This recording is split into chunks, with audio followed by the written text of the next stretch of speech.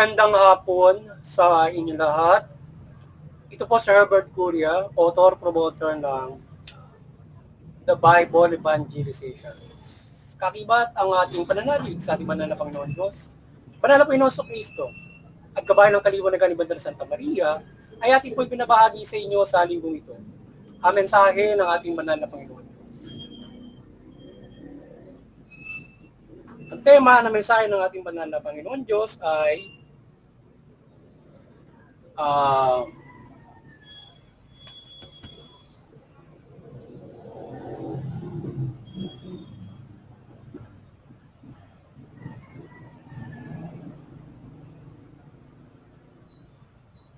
sa pamamagitan ng Panginoong Hesukristo ay bubuhayin ang mga patay. Ngayon po ay babasahin ko sa inyo ang mga mensaheng ito mula po doon sa Bagong Tipan o mabuting balita na paghahari ng ating banal na Panginoon sa pamamagitan ng banal na Panginoong Hesukristo. Yan. At ayon po dito sa kay Apostol San Juan, Kabanata 5, talatang 26 hanggang 29. Dito po ang mensahe. Tandaan ninyo, darating ang panahon, ngayon na nga, na maririnig ng mga patay ang tinig ng anak ng Diyos. At ang makinig sa kanya ay mabubuhay. Ang ama ang may kapangyarihang magbigay buhay at ang anak ay binigyan niya ng kapangyarihang magbigay buhay. Binigyan din siya ng kapangyarihang humatol sapagat siya ang anak ng Diyos. Siya anak ng tao. Huwag ninyo itong pagtakhan sapagkat darating ang oras na maririnig ng mga patay ang kanyang tinig. Siya ay muling mabubuhay at lalabas sa kanyang libingin niya. Lahat ng gumawa ng mabuti ay pagkakalooban niya ng buhay na walang hanggan at lahat ng masama ay parurusahan.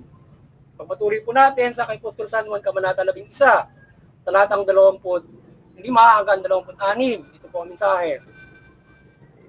Sinabi ni Jesus, ako ang muling pagkabuhay at ang buhay. Ang nananalig sa akin kahit mamatay ay muling mabubuhay. At sino mang nabubuhay at nananalig sa akin ay hindi mamamatay kailanman. Pinaniniwalaan mo ba ito? Pagpatuloy po natin sa 1 Tesalonica, Kabanata 4, talatang 16 hanggang 18. Ito po ang mensahe.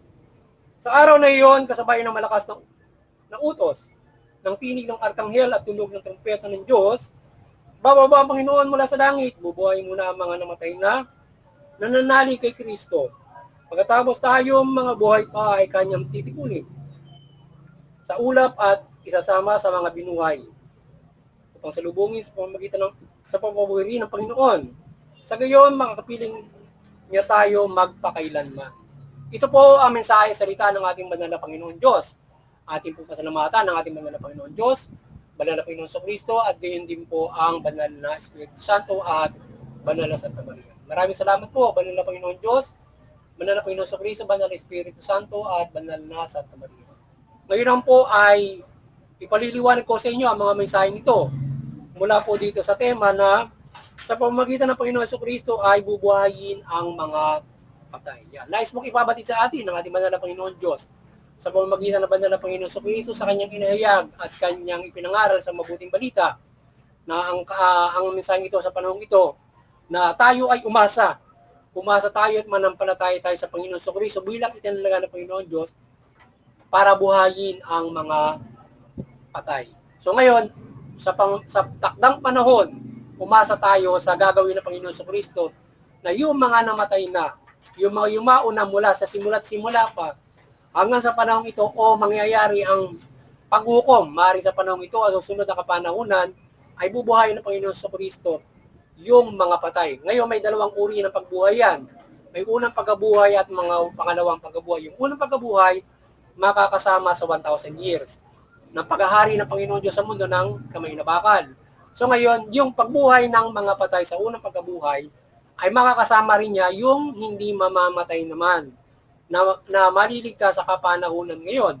Yun yung iaakyat sa langit siya, pagsusugo ng mga anghel yung ating banal na Panginoon Diyos, titipunin yung mga patay at mga patay at hindi mamamatay, na tinransform na sa katawang panlangit, para iakyat sa langit. Sasalubungin ng Panginoon sa Kristo sa pagpawirin at iakyat sa langit. So ngayon, yun ay makakasama na tayo ng Panginoon Diyos or walang hanggan ng buhay at hindi na mamamatay yun. So ngayon ay magsisimula ay bababa uli ang Panginoon sa Kristo at makakasama yung binuhay ng mga patay at hindi mamamatay for 1,000 years. So ganon kaswerte o ganoon kapalad yung mga binuhay ng unang pagkabuhay at mga hindi mamamatay na makakasama for 1,000 years. Kaya tayo ay umasa na maaari tayong mabuhay o hindi mamatay pagdating ng takdang panahon yan kung mananampalataya tayo, susunod tayo sa mabuting balita bilang basihan ng kaligtasang espiritual. So yung pananampalataya natin kay Panginoon sa Kristo at iaaral niya ang siyang magiging basihan ng ating kaligtasan sa gagawin niya pagdating ng panahon. Bilang paniniwala nating Kristiyano, kaya umasa tayo sa ating Panginoon sa Kristo, kaya manampalataya tayo lubos sa Kanya bilang mga nanampalataya na. At yung mga hindi pa nanampalataya ay umpisahan nyo ng manampalataya at umasa tayo sa pagpalang yan ang gagawin ng Panginoon Diyos. Sapagkat ang Panginoon Diyos ay nakatanda ng paghuhukom at mangyayari sa ating lahat na tayo ay magkakaroon ng pagunaw ang mundo at mayroon tayong kapuputang langit at impyerno. So yung papalaring maligtas, makakasama sa buhay na walang hanggan for 1,000 years. Yung gumawa ng masama ay parurusahan, dadalhin sa impyerno.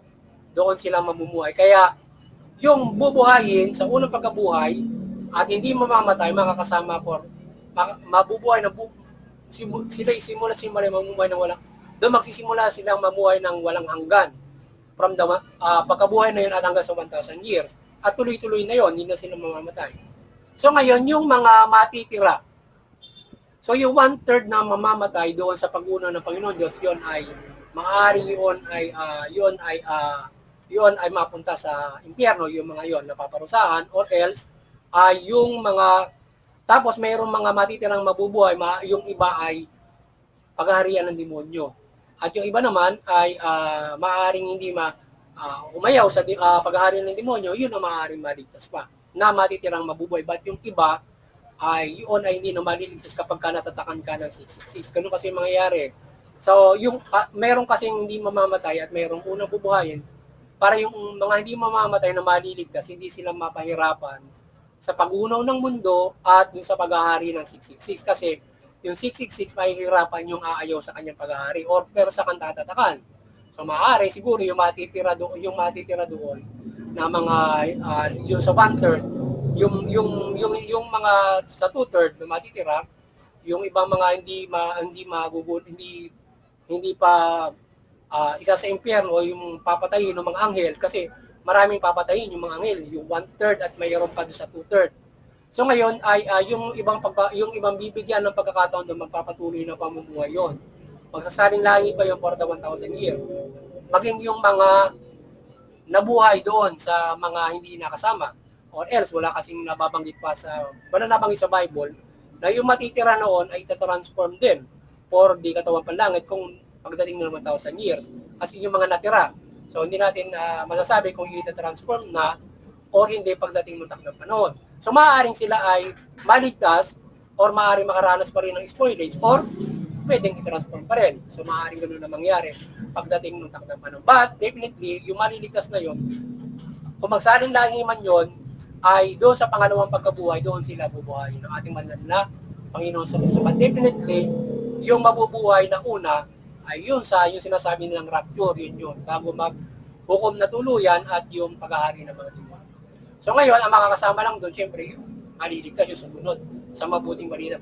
Yung gumawa ng mabuti, sumunod sa mabuting balita, yung unang bubuhay, yung maliligtas, at maaaring doon sa 2/3, ay yung ibang pagkakataon na mabigyan ng yung lalaban sa 666, pero doon sila susukatin ng Diyos, yung matira. Pero meron kasi yung unang hindi mamamatay, yun na yung nakatupad ng mabuting balita kung sa panahon natin ngayon mangyayari yan. Kaya dalawa yung aasahan natin, muling bubuhayin ka kung sa halimbawa panahon ngayon, naghukom. Bubuhayin ka mula doon sa patay, sa pagkamatay mo, or hindi ka mamamatay. So dalawa ang aasahan natin. Kaya tayo umasa ng lubos, mula sa pananampalataya natin sa Panginoon Kristo at pagtupad ng mabuting balita. So yan ang mangyayari sa atin pagdating ng takdang panahon.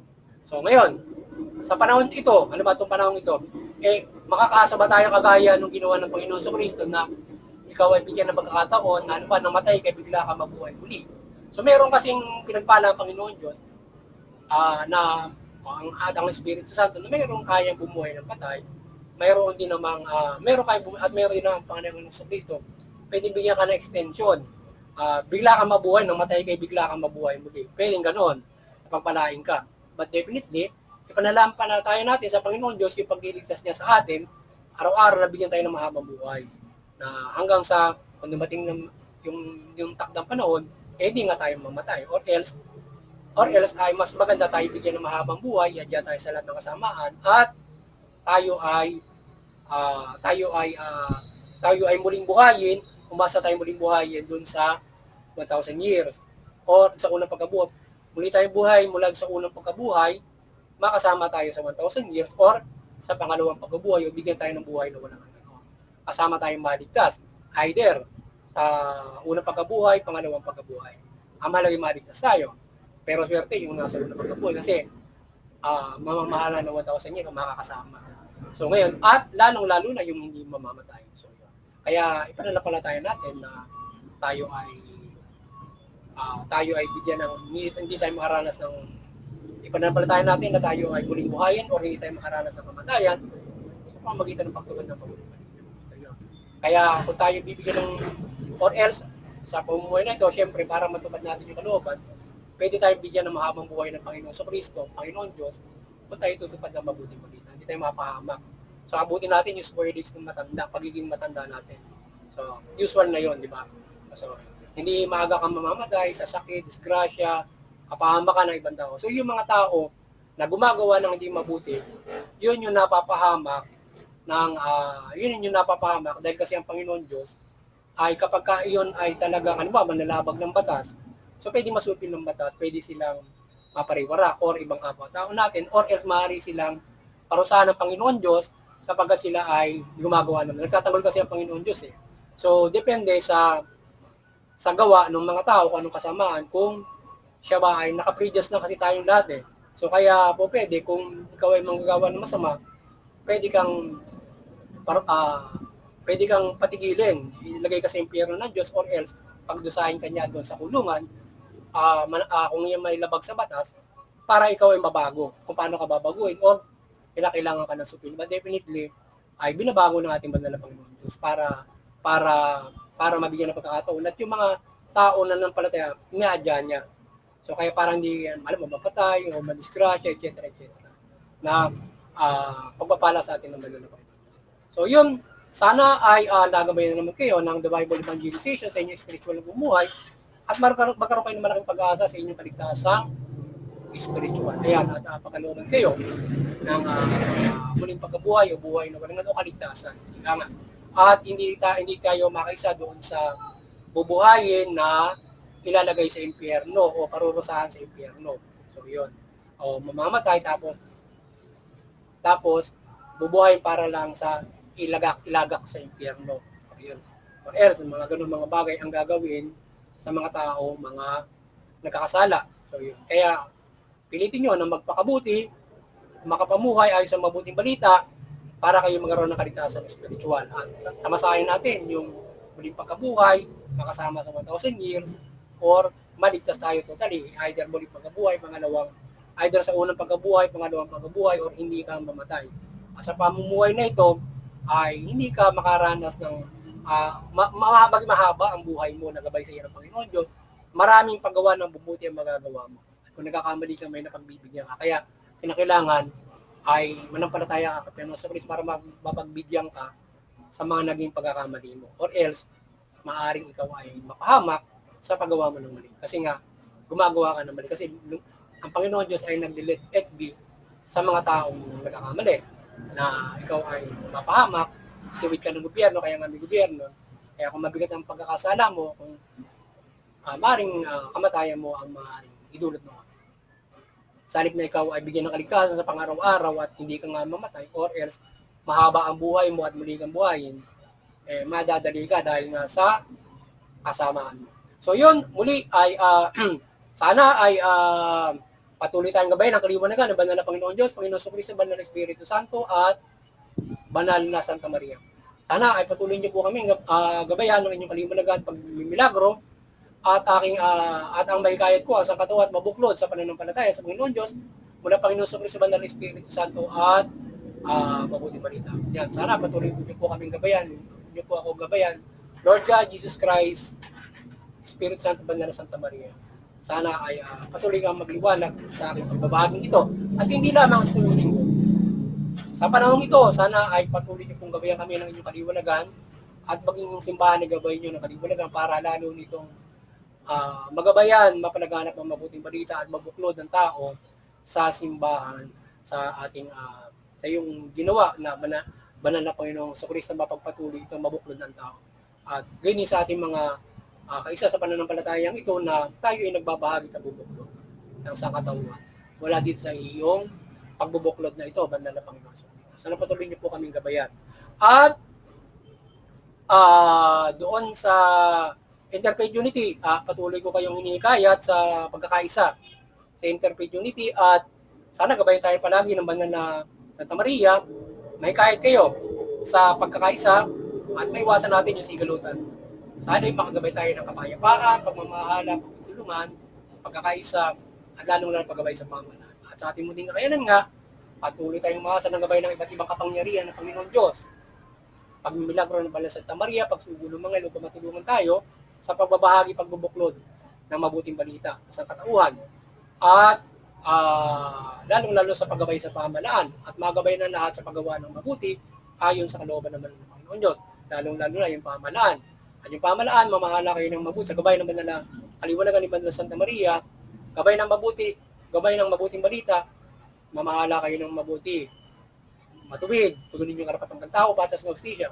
Saging magkinabang yun yung mamamayan, at sila yung makapamumuhay ng mapayapa, maunlad at ayon sa karapatan. At kayo ay magkaroon ng kaligtasang espiritual bilang mabuting namamahala. So yun, magandang hapon sa inyo lahat na sana patuloy tayong pagpalain, protektahan ng Panginoon Diyos, Panginoon Jesucristo, Banal na Espiritu Santo, sama-sama tayong mamuhay ayon sa mabuting balita. Magandang hapon sa inyo lahat at God bless you.